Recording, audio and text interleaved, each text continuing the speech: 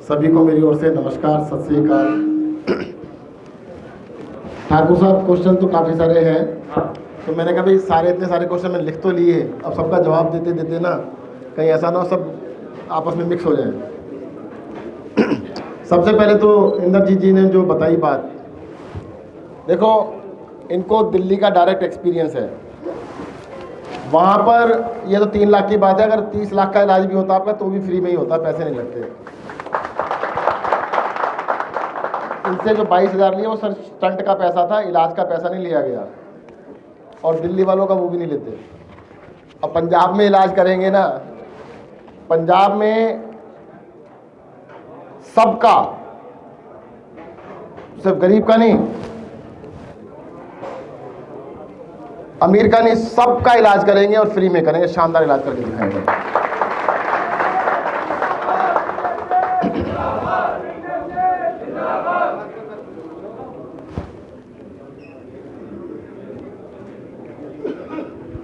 अब दिल्ली में हम 300 रुपये लेते हैं पूरे साल की फीस, यहाँ पे 2200 रुपये लेते हैं, 2250।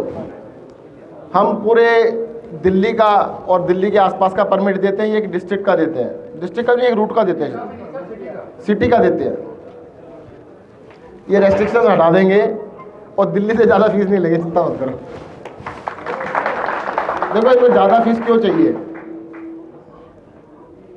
पंजाब के अंदर नेताओं की जो कमाई का लिमिट है ना, वो कहीं लिमिटलेस है। उनको पैसा कितना चाहिए कोई सोच नहीं सकता। मैं तो अभी पिछले लगभग 1 महीने से आ रहा हूँ, लोगों से बातचीत होती है, करोड़ों की बात नहीं करते, हजारों करोड़ की बात करते हैं। वो नेता तो ये 1000 करोड़ का है, वो 500 करोड़ का है, वो 5000 करोड़ का है, वो 2000 करोड़ का है। हद हो गई है, जनता गरीब है, नेता अमीर हो गए। इसीलिए जनता को लूटने में लगे सारे के सारे नेता। जो लूटने की संस्कृति है ना,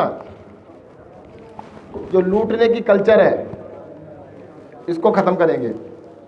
अब आपके डॉक्टर साहब बैठे हैं सामने, देखो इतने साल से यहाँ पे ऑपरेशन करते हैं, इलाज करते हैं, किसी को लूटा इन्होंने आज तक? कितने लोगों के ऑपरेशन फ्री में कर दिए? ये तो आम आदमी पार्टी बाद में बनी।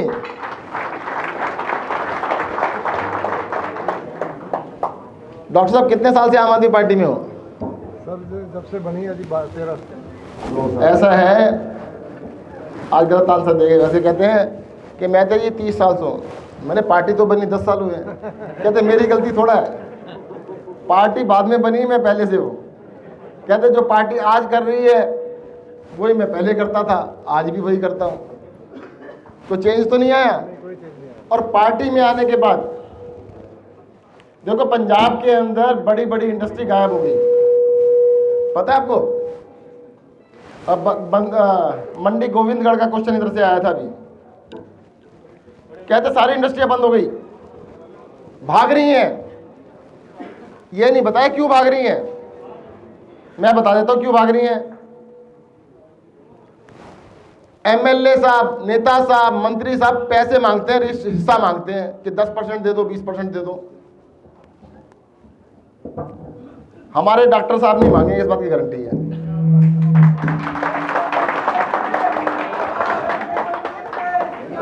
और डॉक्टर साहब की नहीं, मैं आम आदमी पार्टी के 117 लोग जो होंगे उसमें से जो भी जीत के आएगा सबकी गारंटी लेता हूं। एक भी अगर इंडस्ट्री से, दुकानदार से हिस्सा मांगेगा, उसको कान पकड़ के पार्टी से बाहर कर देंगे।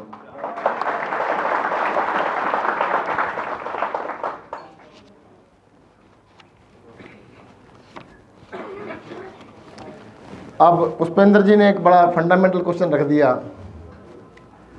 कि जो 1947 में व्यापारियों की इज्जत होती थी, 47 तो हमने देखा नहीं, पर ये तो पता है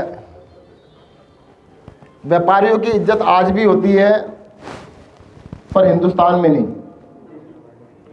पंजाब में नहीं, हिंदुस्तान से बाहर बहुत इज्जत होती है। किसी भी देश में चले जाओ आप, जो भी देश तरक्की कर गया, उस देश के अंदर व्यापारियों की इज्जत होती है, तभी तरक्की कर गया वो, वरना कर ही नहीं सकता था। इन चोरों ने, क्या बोला मैंने, चोरों, हाँ मतलब वही बात है, इन नेताओं ने सही बोल, और इन अफसरों ने चोर चोर चोर कह के खुद तो चोर हैं और व्यापारी को चोर बोल रहे हैं। अब उसके मन में बिठा दिया, इन्होंने व्यापारी के दिमाग में बिठा दिया कि तुम तो चोर हो।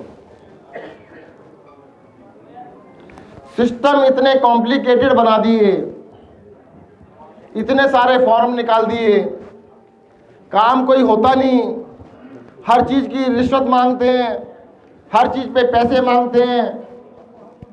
अरे रिश्वत मांगने वाला चोर हुआ है, देने वाला चोर हुआ, ये बताओ।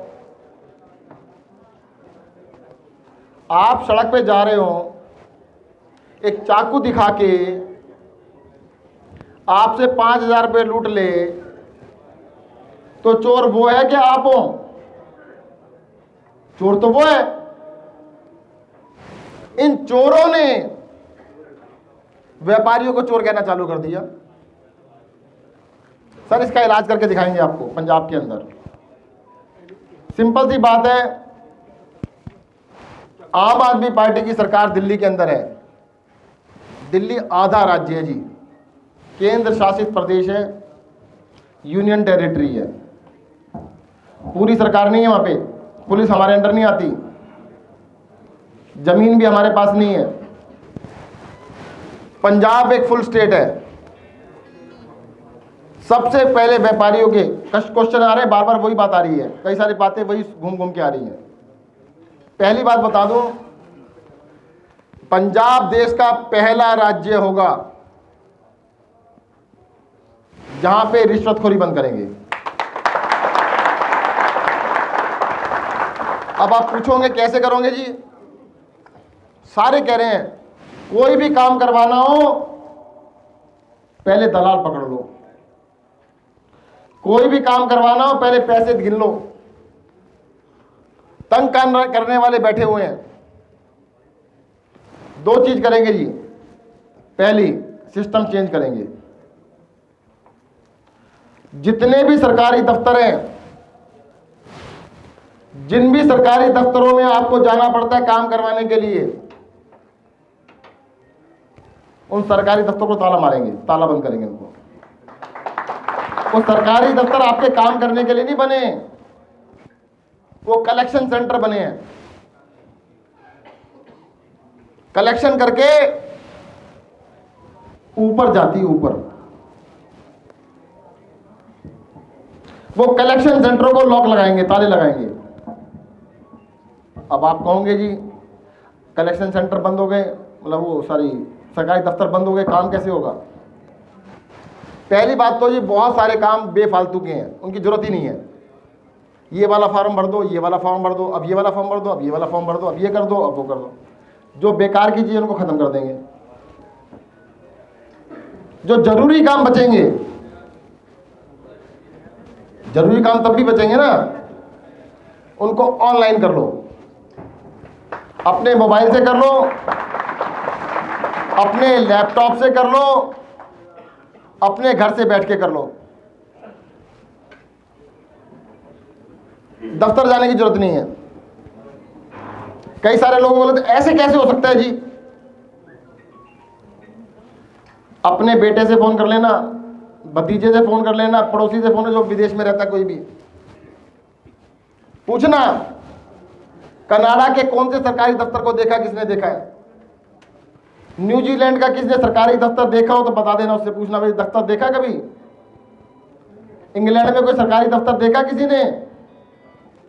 जो भी सरकारी दफ्तर में काम पड़ता है जिसको भी, सब ऑनलाइन हो जाता है, सबका काम हो जाता है ऑनलाइन।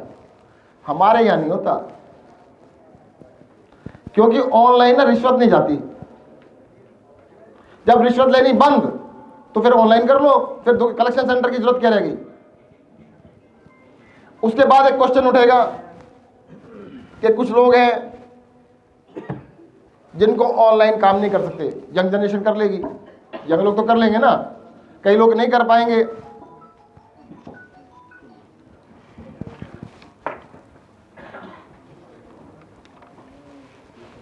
जो लोग ऑनलाइन काम नहीं कर सकते, जैसे दिल्ली में हमने एक नंबर निकाला है 1076, उसी तरह का एक नया नंबर निकालेंगे पंजाब में। उस नंबर पे फोन कर दो। भाई साहब पीछे ना हमारे वॉलंटियर खड़े हैं, कुछ आम आदमी के पार्टी के वॉलंटियर हैं कुछ। सरदार जी आप ही से कह रहा हूं सर, हमारे वॉलंटियर्स, उनकी आवाज़ मेरे तक आ रही है, उनको आपस में नहीं आ रही होगी, मुझे सब कुछ सुनाई दे रहा है क्या बातें हो रही हैं। सिर्फ वॉलंटियर बोलते हैं और कोई नहीं बोलता, बाकी सब सुन रहे हैं। प्लीज साइलेंट हो जाओ।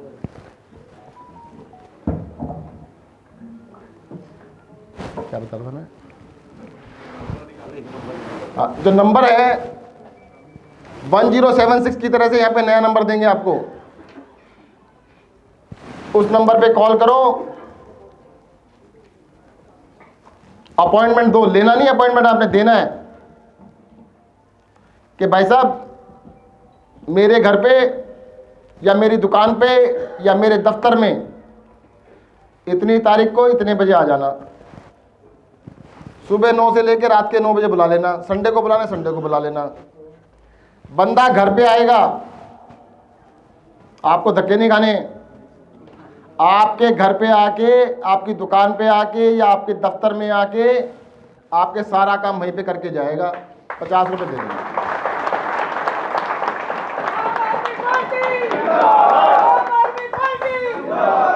अच्छा एक बात बताओ, फार्मूला मैंने बता दिया, सिंपल सा फार्मूला है, कोई नई चीज नहीं है, दुनिया भर में हो रही है। सारी दुनिया में ऑनलाइन सरकारी काम हो जाते हैं, सारी दुनिया में। 1076 दिल्ली में चल रही है, वो भी नई नहीं रही। पंजाब में लागू क्यों नहीं करते नेता लोग? इसको लागू वही करेगा जो कलेक्शन बंद करेगा। अगर कलेक्शन चाहिए तो ये सिस्टम नहीं चलेगा। हम तो साफ कह रहे हैं जी, अरविंद केजरीवाल जी ने कह दिया, जो ये कलेक्शन का सिस्टम है ना, ये खत्म करेंगे। और इसके बाद भी कुछ बदमाश बचेंगे जो आपको तंग करने के लिए पैसा मांगेंगे, बचेंगे कुछ ना कुछ तो। उनको डंडे से सीधा करेंगे, डंडे से। डंडे में बड़ा दम होता है, आपको पता ही होगा। सर रिश्वत बंद करने के लिए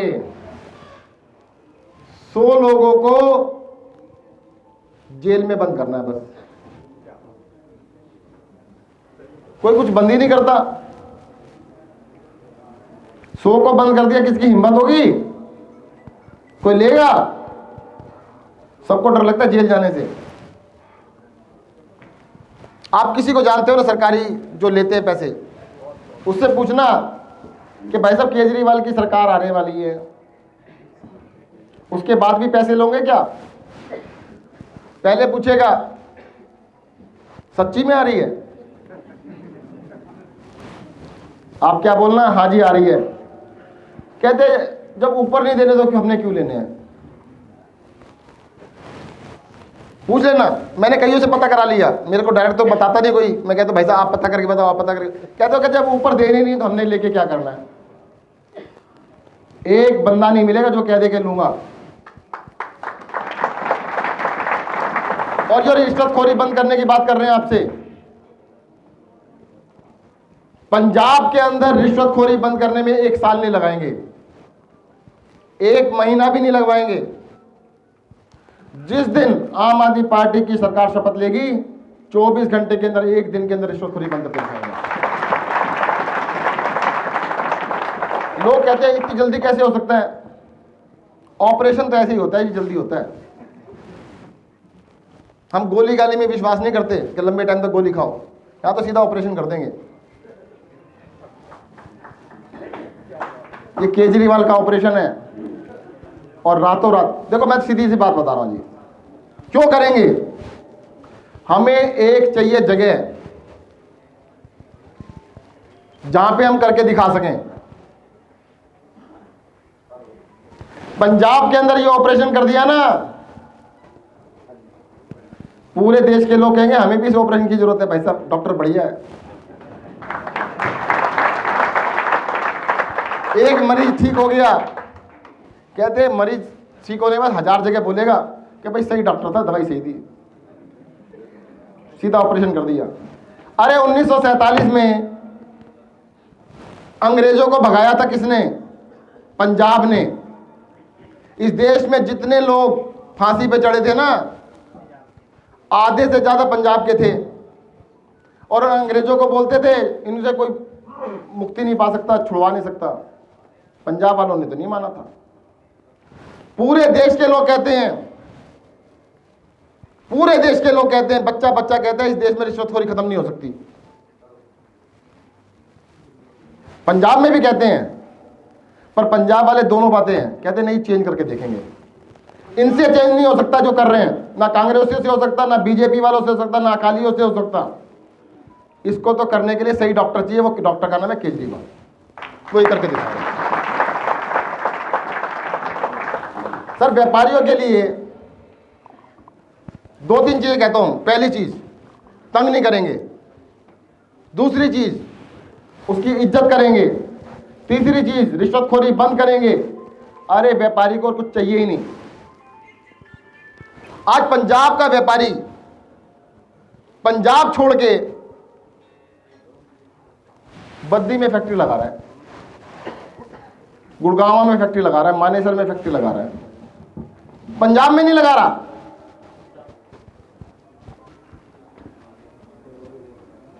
पंजाब के अंदर इन्वेस्टमेंट नहीं कर रहा पंजाब का आदमी, फैक्ट्री नहीं लगा रहा, क्रिप्टो करेंसी में पैसे लगा रहा है।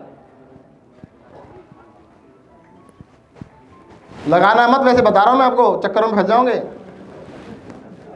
पंजाब में कांड हुआ था बहुत बड़ा, आपने सुना है? वो कौन सा कमेटी वाला कांड हुआ था, वही क्रिप्टो करेंसी में होने वाला है। ये नेता लोग ही करवा रहे हैं जनता को बेवकूफ बना के। यहां पे अपने काम धंधे में कोई पैसा नहीं लगाना चाहता। कहता है जी भाई साहब काम धंधे में पैसा लगाएंगे तो मांगने वाले पहले आ जाएंगे, इतना पैसा दो, इतना पैसा दो, इतना पैसा दो। अरे हद हो गई। अपने सुकून के लिए लगा रहे हो या अपने लिए परेशानी पैदा कर रहे हो? आप बिजनेस करेंगे तभी तो एम्प्लॉयमेंट बढ़ेगी। एम्प्लॉयमेंट बढ़ेगी तो हमारा बच्चा जो बाहर जाने के लिए कह रहा है मजबूरी में नहीं जाएगा। आज मजबूरी के अंदर पंजाब का हर बच्चा, नौजवान पंजाब छोड़ के विदेश जाना चाहता है। और तो और माँ बाप भी कहते हैं चला जाए तो अच्छा है, चंगा है जी। कोई दिल के टुकड़े को ऐसे खुशी से नहीं भेजता, मजबूरी है इसलिए खुशी दिखाता है। वो चला जाए तो चंगा है जी, ऐसे रहेगा तो वो ड्रग लेगा। ड्रग का धंधा कौन कर रहा है? ये नेता ही करते हैं और कोई नहीं करता। यहां पे रहेगा तो पर्चा लग जाएगा। पर्चे यहाँ पे पंजाब में पर्चे कटते हैं, पता नहीं क्या पर्चे होते हैं यार, जिसको देखो उसमें पर्चा कट जाता है। मुझे तो ये भी बताया था कि जैन साहब कल आपकी मीटिंग है। मैंने कहा हाँ जी। क्या तो उस मीटिंग में लोग नहीं आएंगे? मैंने क्यों नहीं आएंगे? कहते पर्चे बड़े कटते हैं जी यहाँ पे। मैंने कहा ये क्या पर्चे वाली कहानी क्या होती है? मुझे पर्चे का मीनिंग नहीं पता था अच्छी तरह से। मैंने पर्चा क्या चीज होती है? कहते पुलिस में पर्चा कटता है। मैंने किस बात का? कहते तुसी मीटिंग में गए थे इस बात का। तो एक बात तो सिद्ध हो गई जी, पटियाला रूरल के लोग अब नहीं डरते। इतने सारे लोग आए हैं, अब तो नहीं डरते। और जो भी पर्चा काटेगा वो पर्चे भी फाड़ के फेंक देना और उन बंदों का भी फाड़ के फेंक देना। अगर एक पर्चा कट जाए किसी के ऊपर तो भाई साहब 1000 वोट एक्स्ट्रा डलवाना आम आदमी पार्टी को, उसको हम देखेंगे फिर बाद में। मतलब कमाल हो गया, कभी हिस्ट्री में नहीं सुना कहीं पे। जो एमएलए बनता है, जो मंत्री बनता है, अपने ही लोगों पे पर्चे कटवा देता है और उसके बाद वोट मांगने भी आ जाता है। यार हद हो गई। ये तो कमाल हो गया, सुन के भी आश्चर्य होता है। दिल्ली में आना या पता कर लेना, वहां पे जनता एमएलए से नहीं डरती। आज की बात बता रहा हूं, पहले का हमें पता नहीं क्या होता था जी। एमएलए डरता फिरता रहता है जनता से।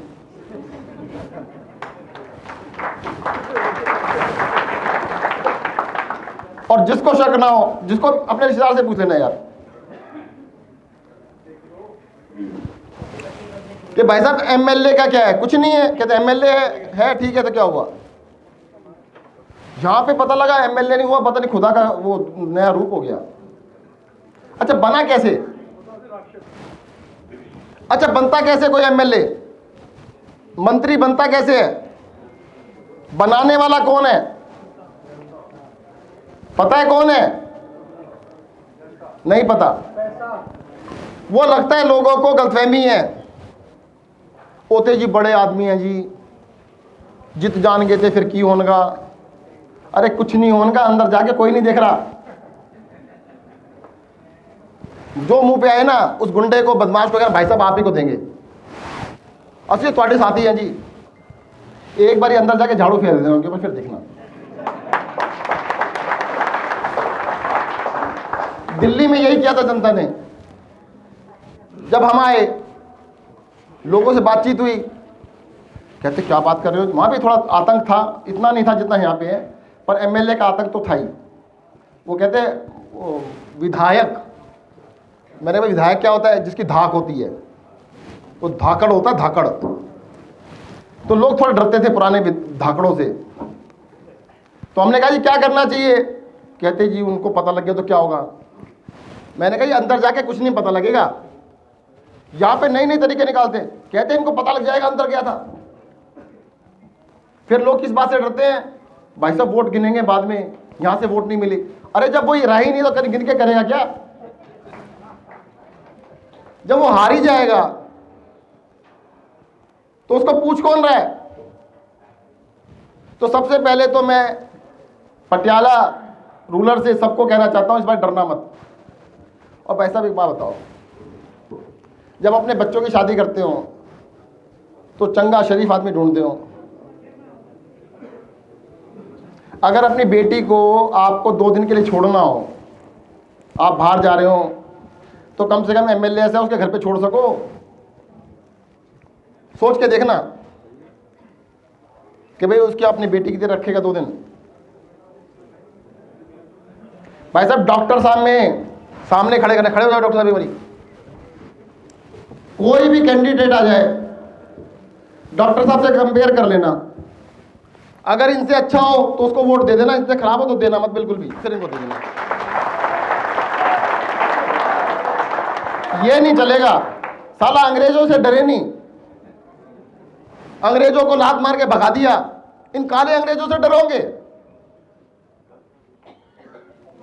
पंजाब के पुत्रों जी, डर के वोट मत देना इस बारी, अपनी मर्जी से देना। अगर डॉक्टर साहब को वोट नहीं देना ना, कहना नहीं दे रहे, जा छोड़े में कहना। और देनी है तो उन गुंडों को मत देना बस। सर पंजाब के अंदर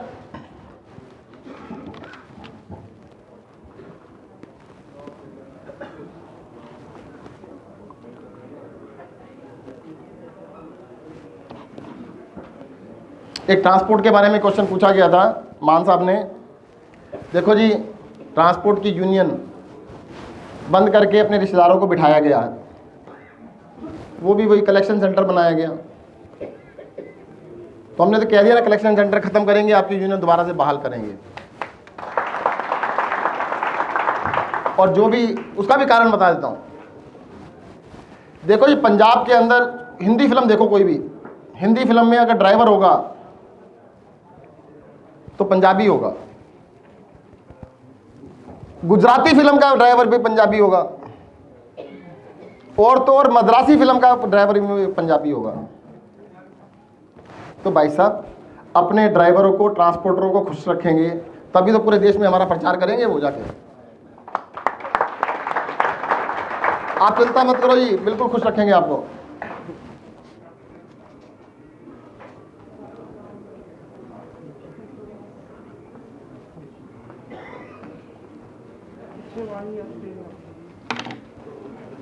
संजीव शर्मा जी ने एजुकेशन के बारे में बोला कि जी एजुकेशन तो दे रहे हैं पर बढ़िया वाली नहीं दे रहे, कैरेक्टर बिल्डिंग नहीं है इसमें, कुछ पढ़ा पढ़ू नहीं रहे।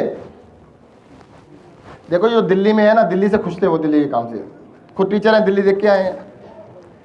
दिल्ली वाला एजुकेशन मॉडल यहां भी लागू करेंगे। और मुझे समझ नहीं आया, दिल्ली के स्कूलों में हमने स्विमिंग पूल बना दिए, दिल्ली के स्कूलों में एस्ट्रोटर्फ लगा के हमने मैदान बना दिए, हॉकी के मैदान बना दिए।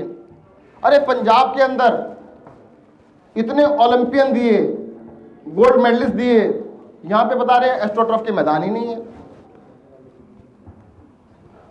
यहां पे इतने सारे फौजी बनते हैं हर साल, और तैयारी कहां करते हैं, दौड़ कहां लगाते हैं, सड़क पे दौड़ते, सड़क पे। उनके दौड़ने का कोई ट्रैक भी नहीं है। देखो जी, ज्यादा तो नहीं, फर्स्ट फेज में बता रहा हूं, हर हलके में एक कम से कम ट्रेनिंग सेंटर जिसमें एस्ट्रोटर्फ का मैदान, हॉकी का मैदान, शानदार स्पोर्ट्स सेंटर बना के दिखाएंगे आपको। अरे हमारे बच्चों को ना खेलने की फैसिलिटी, ना पढ़ने की फैसिलिटी, ना एम्प्लॉयमेंट, तो क्या मिलेगा, नशे में ही जाएगा।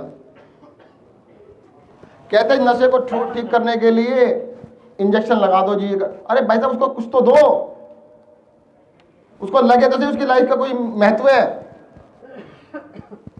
एजुकेशन का मकसद ही होता है कि किसी को खड़ा करना ताकि वो काम कर सके। दिल्ली के अंदर हमने मेंटरशिप प्रोग्राम चला रखा है। हम ये नहीं कह रहे आप नौकरी करो, हम कहते हैं आप नौकरी करवाओ, आप नया बिजनेस करो। हम अपने बच्चों को तैयार करेंगे नए नए बिजनेस तैयार करने के लिए, नए नए काम करने के लिए, ताकि वो बिजनेस कर सकें, अच्छा से अच्छा बिजनेस करें, 10-10, 20-20 लोगों को अपने यहाँ पे काम दे सकें। कुछ नहीं पूछना आपने, छोड़ दो यार। एक स्किल पावर की बात हुई कि आपको बच्चे तो मिलते हैं पर स्किल्ड नहीं मिलते। वो तो वही बात होगी कि ठीक से पढ़ाते ही नहीं तो स्किल कहां से मिलेगी। पढ़ाई नाम की चीज़ तो ख़त्म कर दी इन्होंने। अब अच्छी तरह से बच्चों को पढ़ाएंगे, शानदार पढ़ाई करेंगे, तभी स्किल बढ़ेंगी। 2-4 चीज़ें मैं और बता देता हूँ। कई व्यापारियों ने कहा भाई हमारे लिए क्या करेंगे। आदमी चलता है 2 टांगों पे, और वो 2 टांगे क्या है, पहली टांग है एजुकेशन, दूसरी क्या है, अच्छी हेल्थ। पता है जी लोगों को, जैसे देखो अपने आप ही आवाज आ गई। और सरकारें क्या कहती हैं, एजुकेशन कुछ नहीं होनी, हेल्थ तो चाहिए नहीं। हम कह रहे हैं पंजाब की सारी जनता की एजुकेशन की जिम्मेदारी सरकार लेगी, अच्छे से अच्छी पढ़ाई कराएंगे, और सर जी फ्री में कराएंगे। सारी जनता की हेल्थ केयर की जिम्मेदारी सरकार लेगी, उनका इलाज सरकार कराएगी, उसकी जिम्मेदारी हम लेंगे, फ्री में कराएंगे।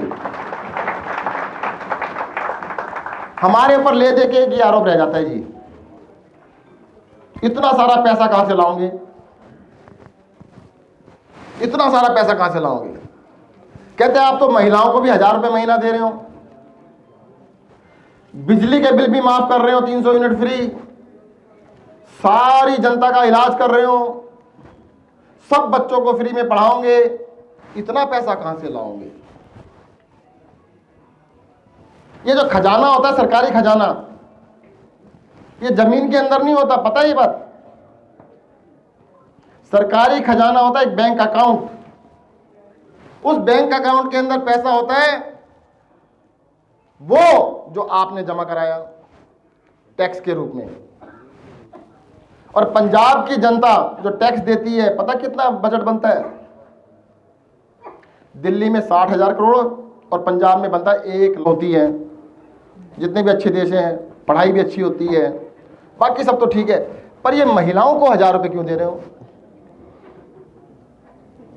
ਬੰਦਿਆਂ ਨੂੰ ਮਿਲ ਰਿਹਾ ਨਾ ਜੀ ਬੰਦਿਆਂ ਨੂੰ ਮਿਲ ਰਿਹਾ ਨਾ ਜੀ ये भी बोला एक ने, बंदियानु क्यों नहीं देते जी। मैंने उससे पूछा, मैंने तेरे घर में कौन कौन है, महिलाएं बताओ। कहता है मेरी बहन, मेरी माँ, मेरी पत्नी और मेरी बेटी। मेरी मेरी मेरी, मैंने भाई तेरी तो है, तो तुझे तो दे रहे हैं, मेरी है ना। अच्छा, यहाँ पे बहुत सारी महिलाएं बैठी हैं, बहनें बैठी हैं। सबसे पूछना चाहता हूं एक प्रश्न, जिन्होंने भी ट्रेडिशनल ड्रेस पहनी है, वो नहीं वेस्टर्न ड्रेस नहीं, ऊपर से गाउन नहीं, जो ट्रेडिशनल ड्रेस पहनी है उसमें जेब है तो बता दो, जोर से बोलो। अरे महिलाओं की जेब नहीं है, और पुरुषों के बनियान में भी जेब होती है। अरे हम तो अपनी बहनों के माताओं के जेब लगवा रहे हैं, ये अरविंद केजरीवाल जी की जेब लगवा रहे हैं। आप सारे व्यापारी बैठे हो, अरविंद केजरीवाल जी सारी महिलाओं को 1 तारीख को 1000 रुपए देंगे, 800,000 करोड़ रुपया उनके अकाउंट में आएगा। तो आपकी दुकान पे कब आएगा? डेट बताओ, डेट 2 तारीख, इधर से बताओ।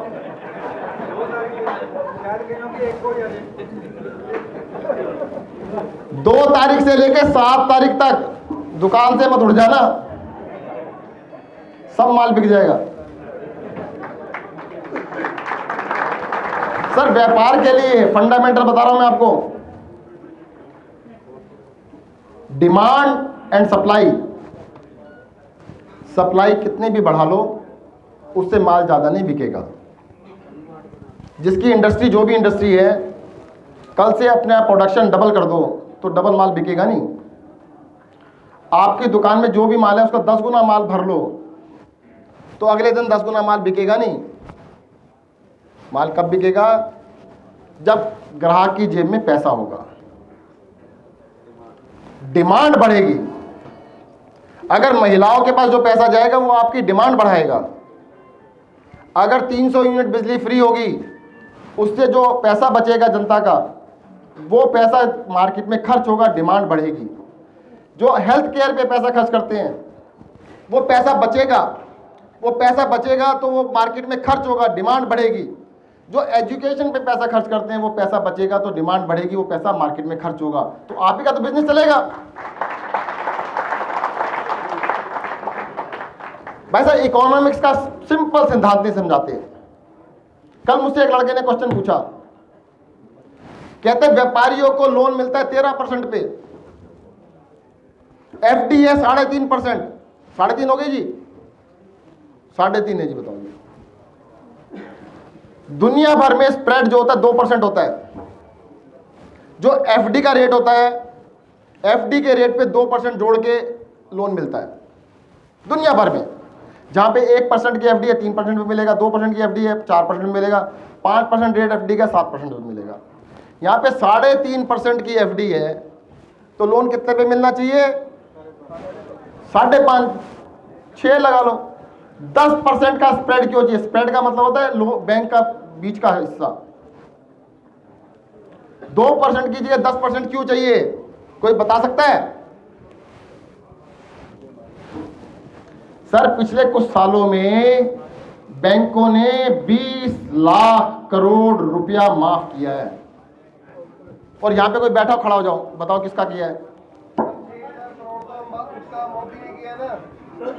अपना बताओ, उनका मत बताओ। अरे भाई साहब अपना बताओ बस, मैं बताया तो किसका किया है। पहली चीज, जिसका भी लोन 5,000 करोड़ से कम है उसका नहीं किया। 50,000 करोड़ वाले का जल्दी, 1 लाख करोड़ वाले का और भी जल्दी। उनके 20 लाख करोड़ माफ कर दिए। और महिलाओं को 1,000 रुपए दे तो तकलीफ होती है, क्यों दे रहे हो जी? आपका इलाज मुफ्त कराए तो क्यों कर रहे हो जी?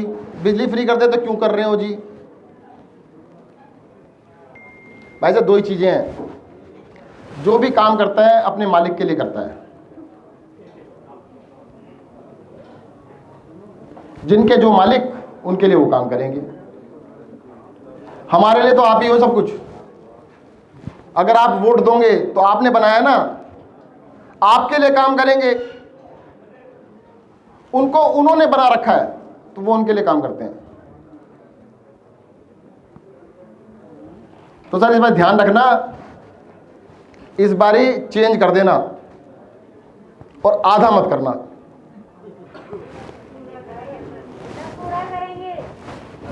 अरे मैं कई लोगों से पूछ रहा हूं, मैंने पंजाब क्या चाहता है, कैसे सस्ते चेंज चाहते हैं जी, 80 चेंज चाहते हैं। फिर बात करो ध्यान, कहते चेंज हो गया। मैंने क्या हुआ, ओ जी कांग्रेस ने अपना ड्राइवर बदल, मतलब अपना सीएम बदल देता।